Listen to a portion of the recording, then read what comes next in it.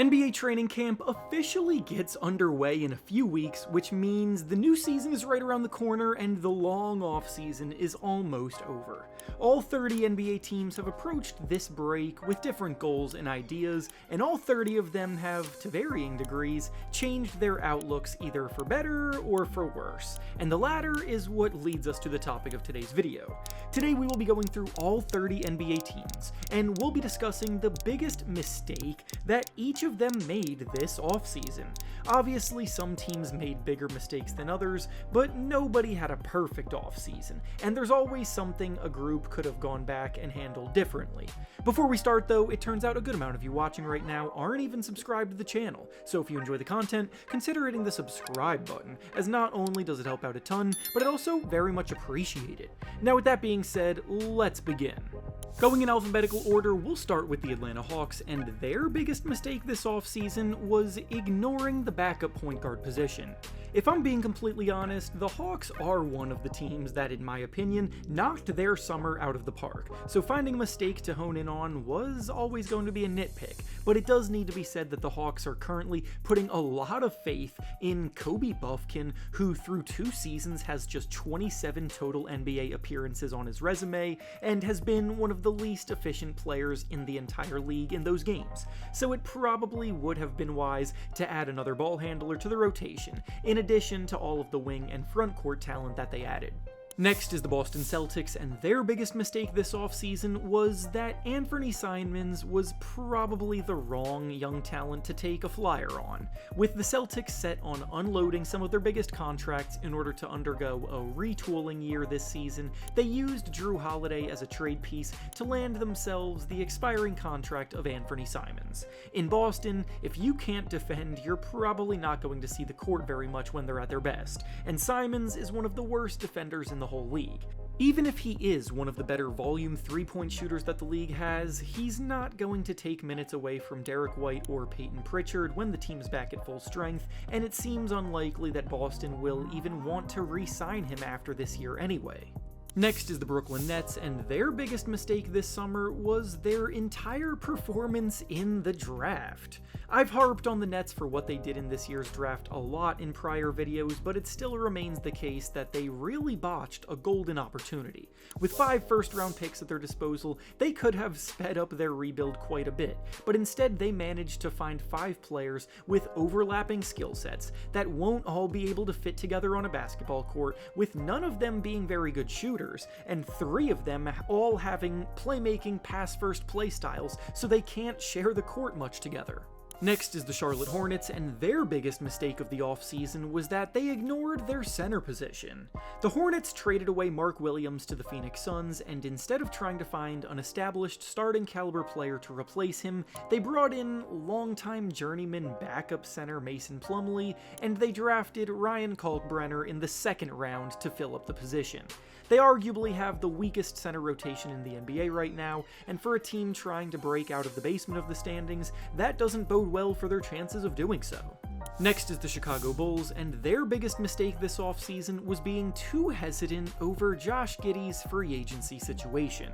The Bulls are stuck in the realm of mediocrity right now, and in order to progress, they need some semblance of continuity.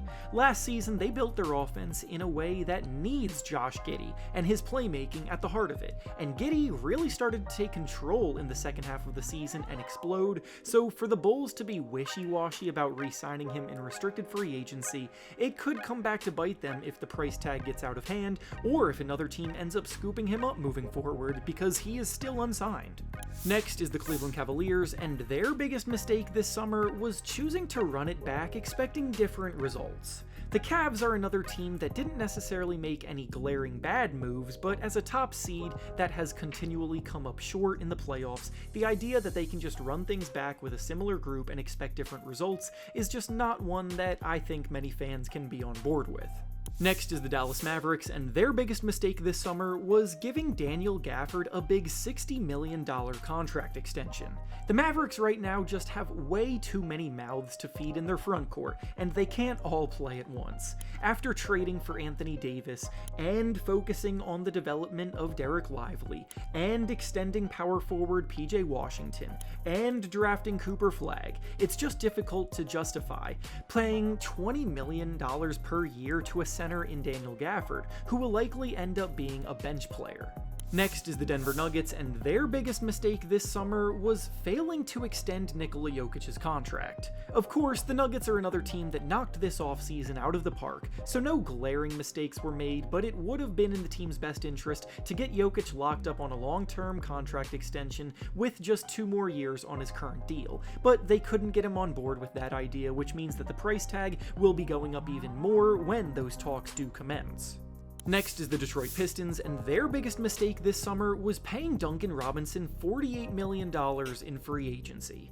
Duncan Robinson first emerged during the bubble lockdown season back in 2020, and he got paid a hefty contract extension by the Miami Heat after in the following year for shooting 45% from 3 and then 41% from 3 in those 2 seasons. After he got his payday, however, he has not shot above 40% from 3 in a single season, and for a one-trick pony out there solely because of his shooting, that's just not good enough to justify a salary like this. So for the Pistons to make the same mistake that Miami made is pretty baffling. Next is the Golden State Warriors, and their biggest mistake this summer was allowing Jonathan Kuminga's restricted free agency to hijack their entire offseason. I'm not exaggerating when I say that the Warriors haven't actually done anything this summer yet. No draft selections, no trades, and no free agency signings made. Of course, they are reportedly set to sign Al Horford once the Kuminga situation gets sorted out, but that situation is taking way too long to actually sort out, and the team has likely missed their chance to do much else because of it. Next is the Houston Rockets, and their biggest mistake this summer was sacrificing their backcourt depth to get where they are now. Trading Jalen Green away for Kevin Durant is the biggest no-brainer move ever, and Cam Whitmore wasn't realistically going to play many minutes in Houston, but now the Rockets have Fred VanVleet and Amen Thompson starting in their backcourt, and they are relying on a big leap from second-year player Reed Shepherd to carry the bench load behind them because they really don't have many other playable guards besides that. Next is the Indiana Pacers, and their biggest mistake this summer was failing to prioritize Miles Turner. The Pacers almost tasted greatness this year, coming within 1 game of taking home the Larry O'Brien trophy, yet now they seem further away from contention than they've been in years. Tyrese Halliburton is set to miss the season due to injury, and there's no telling how he'll perform when he's back, plus now they lost their starting center Miles Turner, reportedly over a discrepancy of a few $1 million between their offer and the offer that the Bucks gave him to actually steal him away. Next is the Los Angeles Clippers, and their biggest mistake was trying and failing to get away with paying Kawhi Leonard extra money under the table. So in case you haven't heard the news, the Clippers just got exposed for paying Kawhi Leonard millions of dollars in supposed endorsements through a fraudulent tree planting brand, and now it seems as though big repercussions are headed their way. Of course, this has been happening for years, but getting caught just happened a few days ago, making it a major mistake overall. Next is the Los Angeles Lakers, and their biggest mistake this summer was relying on Deandre Ayton to be the answer to their problem at the center position. The Lakers desperately needed help at the center spot, and Deandre Ayton is an upgrade over what they previously had, but the bar was so low that it's not exactly something worth getting excited about. Ayton has become notorious for his laziness on and off the court, his lack of a motor, and his bad attitude, and with that kind of pairing with guys like LeBron James and Luka Doncic, I don't think it's going to end well. Next is the Memphis Grizzlies, and their biggest mistake this summer was reaching a bit in the draft, selecting Cedric Coward 11th overall. This was a draft class with a lot of depth top to bottom, and the 11th pick is a valuable lottery selection, so to use it on a player in Coward who missed all but 6 games in his 3rd season at Washington State this year due to injury, he wasn't even viewed as first-round talent until the Combine, and is still injured now, it's just way too big of a risk to take with that early of a pick. Next is the Miami Heat, and their biggest mistake this summer was holding on to Terry Rozier. Simply put, there's no reason Rozier should still be on this team. He's on a terribly large expiring contract, he was horrible last season, and he may not even be in the rotation anymore, with Tyler Hero, Norman Powell, Davion Mitchell, and rookie Kasparas Jakučionis all now in the mix. Rozier has also been caught up in a gambling investigation, bringing more unwanted distraction to the Heat, and even if he is cleared on those accusations, he's not worth the trouble anymore. Next is the Milwaukee Bucks, and their biggest mistake this offseason was buying out Damian Lillard's contract. I struggle to ever find a good reason to buy out a player of his contract, especially when they are being paid a max contract, and in this case, this decision will probably set the Bucks back for good, preventing them from ever being able to retool around Giannis Antetokounmpo. They're now paying Lillard $20 million for the next 5 years to go play somewhere else, which is $20 million of dead cap that they can't use to sign players for themselves, and it will likely be one of the final straws that leads to a Giannis Antetokounmpo trade request in the future. Next is the Minnesota Timberwolves, and their biggest mistake this offseason was failing to upgrade from Mike Conley at point guard. The Wolves are so close to reaching the mountaintop after making it to the conference finals in back-to-back seasons, but the unfortunate truth is that despite Mike Conley being a key veteran leader for this group, he is just not good enough anymore to be a starting point guard, and the Wolves didn't bring in any point guards to bolster that spot. Next is the New Orleans Pelicans, and their biggest mistake this summer was the Derek Queen draft night trade. The Pelicans traded up from pick number 20 to pick number 13 on draft night to take Derek Queen, and in that trade they also gave the Hawks a first-round pick next year that will either be the more favorable one of their own or Milwaukee's first-round pick. That selection has the potential to be another early lottery pick, with the Pelicans unlikely to improve all that much, and the Bucks potentially imploding before the trade deadline with a Giannis trade request looming. So to give it away for the right to draft a flawed center that can't defend a lick and tested horribly at the combine may end up being disastrous. Next is the New York Knicks, and their biggest mistake this offseason was continuing their trend of having a pretty short bench. The Knicks had a good offseason by way of adding Jordan Clarkson and Gershon Yabusele to replace Precious Achiuwa and Landry Shamet, but the truth remains that even though their bench unit is improved, it's still not very deep. This is definitely a nitpick because they're a well-rounded group who had a good summer, but one injury can once again shrink this rotation and result in the starting lineup getting overworked. Next is the Oklahoma City Thunder, and their biggest mistake this summer was holding on to too many unused contracts. The Thunder are suffering from success right now as the defending NBA champions with simply too many players on their roster. With so many draft picks at their disposal, new talent will constantly be coming in, and they should have looked to offload players like Kenrich Williams and Ousmane Dieng, who barely play to make room for these newcomers. Next is the Orlando Magic, and their biggest mistake this summer was taking their big swing on a non-point guard. The Magic had the assets to make a big trade, and they did exactly that by acquiring Desmond Bane from the Memphis Grizzlies, who will help improve the team's abysmal floor spacing, but the Magic are consistently one of the worst offenses in the NBA because of their lack of overall playmaking, and finding a long-term solution at point guard probably should have been a bigger priority. Next is the Philadelphia 76ers, and their biggest mistake this offseason was not offering Gershon Yabusele a worthwhile contract in free agency. Yabusele left for the Knicks in free agency, and he didn't even sign that big of a contract with them, and then in an interview after the fact, he said that the Sixers never really gave him a serious offer. The power forward position is the Sixers' biggest weakness by far right now, so even though the team had to prioritize Quentin Grimes' restricted free agency, they should have made it clear that they wanted to bring both of those players back.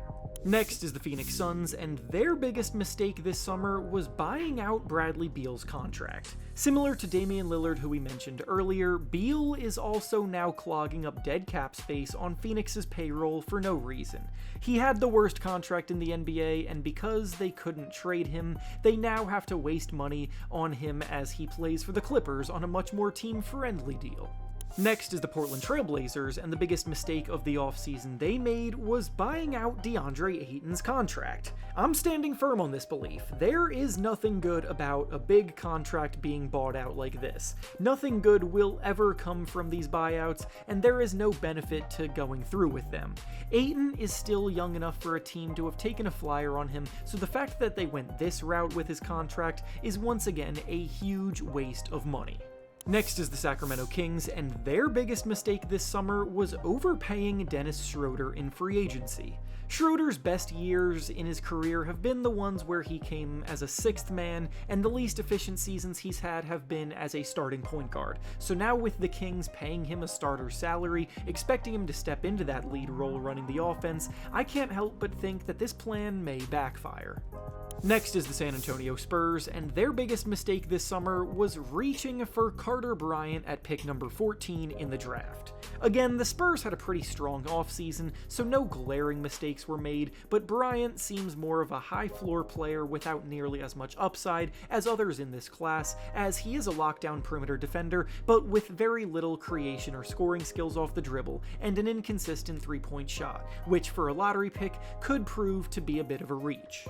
Next is the Toronto Raptors, and the biggest mistake of the offseason they made was that they didn't really make any notable additions. The Raptors drafted Colin Murray-Boyles 9th overall in the draft, but besides that, the only other notable thing that they did was re-sign Jakob Poeltl to a contract extension. This is a team coming off of 3 straight seasons missing the playoffs, so they're putting all of their eggs into the basket of banking on Brandon Ingram and a healthy Emmanuel Quickley, elevating them into contention. Next is the Utah Jazz, and their biggest mistake of the offseason was giving away John Collins for next to nothing in a trade. John Collins is coming off of a season where he just averaged 19 points and 8 rebounds per game, shooting 53% from the field and 40% from 3. He's a highly skilled, athletic power forward that will now be a perfect running mate for James Harden in Los Angeles, but the Jazz gave away a player like that for a return of Kyle Anderson and a second-round pick. And finally, the last team is the Washington Wizards, and their biggest mistake of the summer was abandoning the center position. At this point in his career, Alex Sarr is probably more suited to play the power forward as he struggles with the physicality of this level, and because he prefers to take more shots from the perimeter than in the paint on offense. So after him, the Wizards have Marvin Bagley at center. This is a young team with a lot of backcourt and wing depth, but they're lacking greatly in big men to anchor the middle. And with that being said, that's all I have for you today. Make sure to like the video, subscribe to the channel, and comment down below what you think the biggest mistakes of the summer were. Thanks for watching, and I'll see you all next time.